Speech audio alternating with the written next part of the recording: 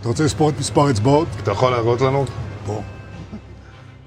ইসরায়েলের প্রধানমন্ত্রী Benjamin Netanyahu নাকি মারা গেছেন। বিশ্বজুড়ে হঠাৎ ছড়িয়ে পড়েছিল এমন এক চাঞ্চল্যকর খবর।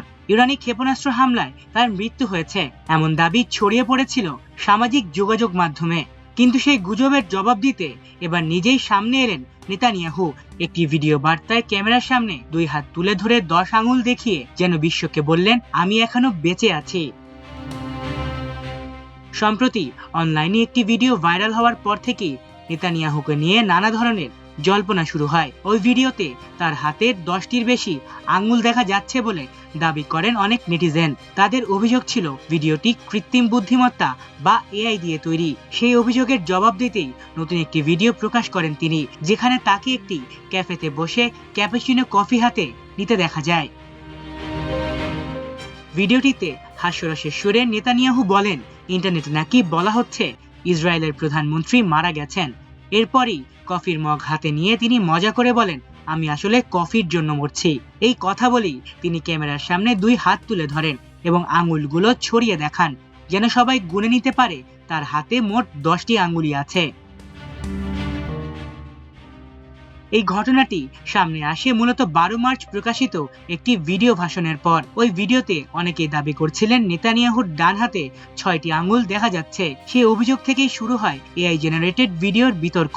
দ্রুতই সামাজিক যোগাযোগ মাধ্যমে ছড়িয়ে পড়ে গুজব ইরানের হামলায় নেতানিয়াহু নিহত হয়েছেন এবং সরকার তা গোপন করছে। এই গুজবকে আরো উস্কে দেয় ইরানের আধা সরকারি সংবাদ মাধ্যম তাসনিম নিউজ এজেন্সি। তারা দাবি করেন ইরানি ক্ষেপণাস্ত্র হামলা নেতানিয়াহুর সরকারি বাসভবনে আঘাত হানে এবং ঘটনাস্থলেই তিনি নিহত হন। এদিকে পরিস্থিতি আরো জটিল হয়ে ওঠে যখন কয়েকদিন ধরে নেতানিয়াহুর নতুন কোনো ভিডিও বা ছবি প্রকাশিত হয়নি। বিশ্লেষকদের মতে ইরান ইসরায়েলের চলমান সংঘাতের মধ্যে এমন গুজব ছড়িয়ে দেয়া এক ধরনের মনস্তাত্ত্বিক যুদ্ধ। তবে সব জল্পনা কল্পনার মাঝেই নিজের ভিডিও বার্তায় ইসরায়েলিদের উদ্দেশ্যে বার্তা দেন নেতানিয়াহু।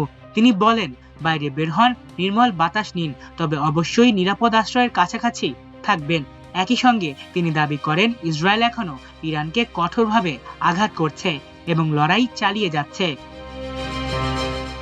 বিশ্লেষকদের মতে বর্তমান যুদ্ধ পরিস্থিতিতে তথ্যযুদ্ধ বা ইনফরমেশন ওয়ারফেয়ার বড় একটি অস্ত্র হয়ে উঠেছে। গুজব, ভুয়া ভিডিও এবং এআই নিয়ে বিভ্রান্তি ছড়িয়ে প্রতিপক্ষের মনোবল দুর্বল করার চেষ্টা করা হচ্ছে। আলিফ চৌধুরী, আমার দেশ।